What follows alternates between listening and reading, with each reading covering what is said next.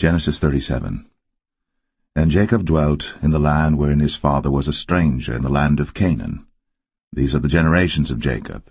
Joseph, being 17 years old, was feeding the flock with his brethren, and the lad was with the sons of Bilhah, and with the sons of Zilpah, his father's wives. And Joseph brought unto his father their evil report. Now Israel loved Joseph more than all his children, because he was the son of his old age, and he made him a coat of many colors. And when his brethren saw that their father loved him more than all his brethren, they hated him, and could not speak peaceably unto him. And Joseph dreamed a dream, and he told it his brethren, and they hated him yet the more. And he said unto them, Hear, I pray you, this dream which I have dreamed. For behold, we were binding sheaves in the field, and lo, my sheaf arose, and also stood upright, and behold, your sheaves stood round about, and made obeisance to my sheaf. And his brethren said to him, Shalt thou indeed reign over us? Or shalt thou indeed have dominion over us? And they hated him yet the more for his dreams, and for his words. And he dreamed yet another dream, and told it his brethren, and said, Behold, I have dreamed a dream more, and behold, the sun, and the moon, and the 11 stars made obeisance to me. And he told it to his father, and to his brethren, and his father rebuked him, and said unto him, What is this dream that thou hast dreamed? Shall I and thy mother, and thy brethren indeed come to bow down ourselves to thee to the earth? And his brethren envied him. But his father observed the saying. And his brethren went to feed their father's flock in Shechem. And Israel said unto Joseph, Do not thy brethren feed the flock in Shechem? Come, and I will send thee unto them. And he said to him, Here am I. And he said to him, Go, I pray thee, see whether it be well with thy brethren, and well with the flocks, and bring me word again. So he sent him out of the vale of Hebron, and he came to Shechem. And a certain man found him, and behold, he was wandering in the field. And the man asked him, saying, What seekest thou? And he said, I seek my brethren. Tell me, I pray thee, where they feed their flocks. And the man said, They are departed hence, for I heard them say, Let us go to Dothan.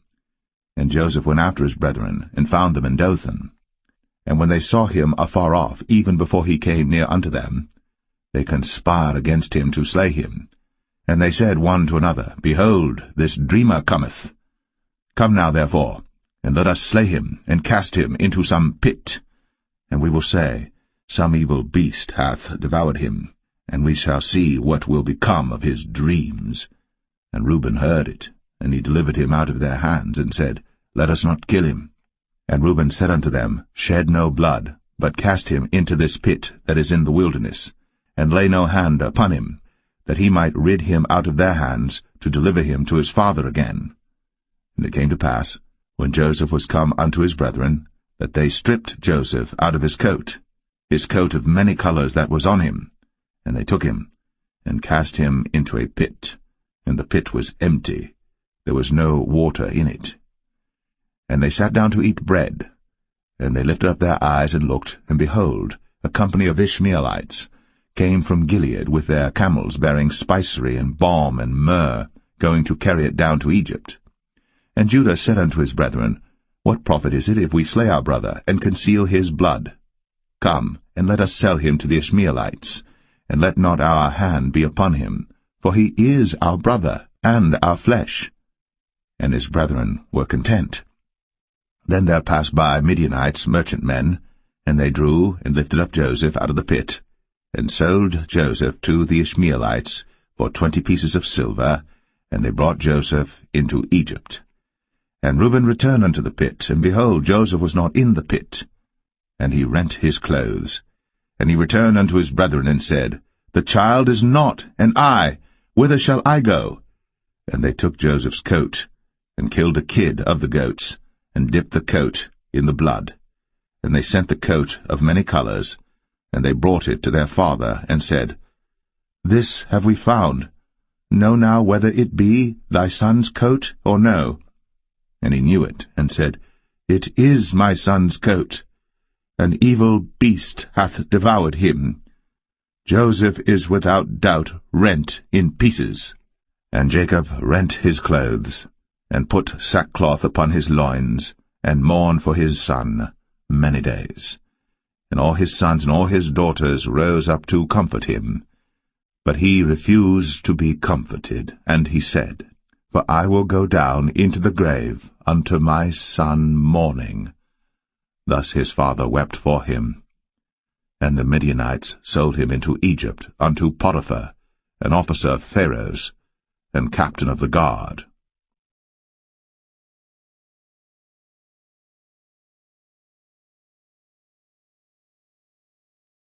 Genesis 38. And it came to pass at that time that Judah went down from his brethren, and turned in to a certain Adulamite, whose name was Hira. And Judah saw there a daughter of a certain Canaanite, whose name was Shua. And he took her, and went in unto her. And she conceived, and bare a son. And he called his name Er. And she conceived again, and bare a son. And she called his name Onan. And she yet again conceived, and bare a son. And called his name Shelah. And he was at Chezib, when she bare him. And Judah took a wife for Er his firstborn, whose name was Tamar. And Er, Judah's firstborn, was wicked in the sight of the Lord, and the Lord slew him. And Judah said unto Onan, Go in unto thy brother's wife, and marry her, and raise up seed to thy brother. And Onan knew that the seed should not be his. And it came to pass, when he went in unto his brother's wife, that he spilled it on the ground, lest that he should give seed to his brother. And the thing which he did displeased the Lord, wherefore he slew him also.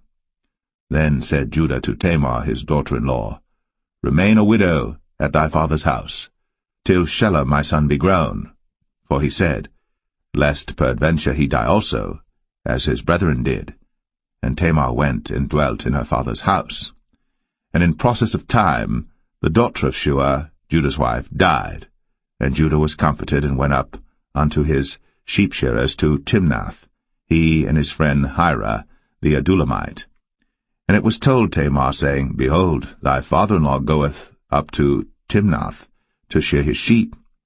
And she put her widow's garments off from her, and covered her with a veil, and wrapped herself, and sat in an open place, which is by the way to Timnath. For she saw that Shelah was grown, and she was not given unto him to wife.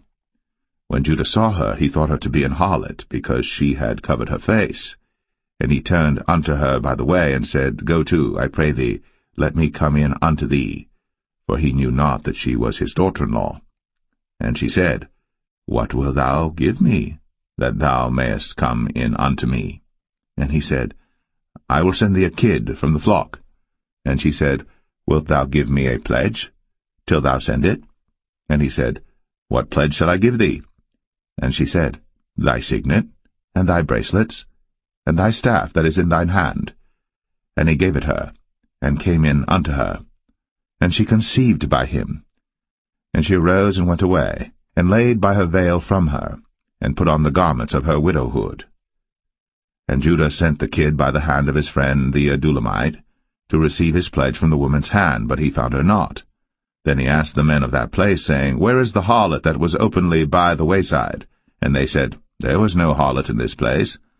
And he returned to Judah, and said, I cannot find her. And also the men of the place said that there was no harlot in this place. And Judah said, Let her take it to her, lest we be shamed. Behold, I sent this kid, and thou hast not found her. And it came to pass about 3 months after that it was told Judah, saying, Tamar, thy daughter-in-law, hath played the harlot, and also, behold, she is with child by whoredom. And Judah said, Bring her forth, and let her be burnt. When she was brought forth, she sent to her father-in-law, saying, By the man whose these are am I with child. And she said, Discern, I pray thee, whose are these?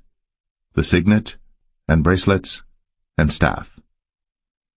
And Judah acknowledged them, and said, She hath been more righteous than I, because that I gave her not to Shelah my son. And he knew her again no more. And it came to pass in the time of her travail, that, behold, twins were in her womb. And it came to pass, when she travailed, that the one put out his hand, And the midwife took and bound upon his hand a scarlet thread, saying, This came out first. And it came to pass, as he drew back his hand, that, behold, his brother came out. And she said, How hast thou broken forth? This breach be upon thee. Therefore his name was called Pharez. And afterward came out his brother, that had the scarlet thread upon his hand, and his name was called Zerah.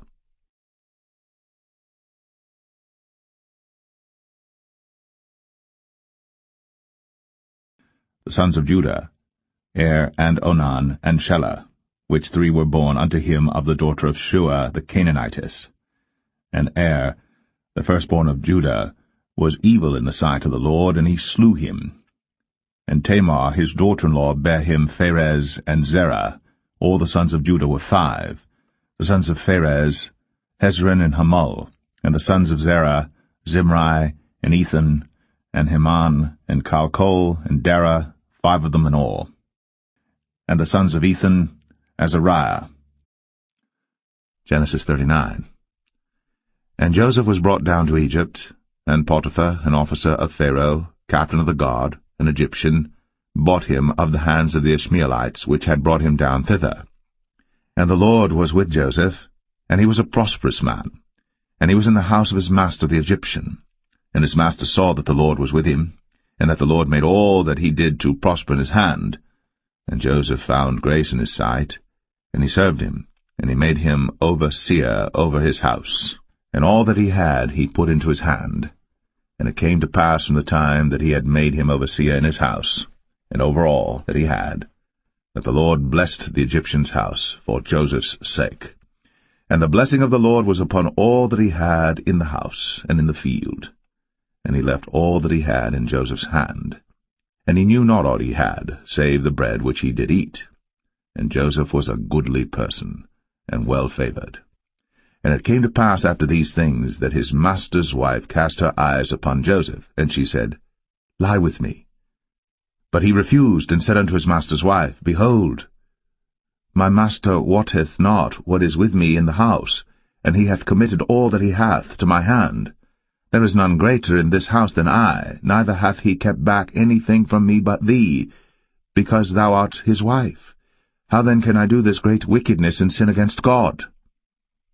And it came to pass, as she spake to Joseph day by day, that he hearkened not unto her, to lie by her, or to be with her. And it came to pass about this time, that Joseph went into the house to do his business, and there was none of the men of the house there within. And she caught him by his garment, saying, Lie with me. And he left his garment in her hand, and fled, and got him out. And it came to pass, when she saw that he had left his garment in her hand, and was fled forth, that she called unto the men of her house, and spake unto them, saying, See, he hath brought in an Hebrew unto us to mock us. He came in unto me to lie with me, and I cried with a loud voice. And it came to pass, when he heard that I lifted up my voice and cried, that he left his garment with me, and fled, and got him out. And she laid up his garment by her, until his lord came home. And she spake unto him according to these words, saying, The Hebrew servant which thou hast brought unto us came in unto me to mock me. And it came to pass, as I lifted up my voice and cried, that he left his garment with me, and fled out.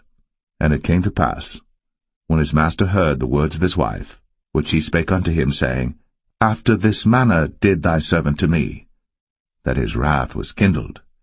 And Joseph's master took him, and put him into the prison, a place where the king's prisoners were bound.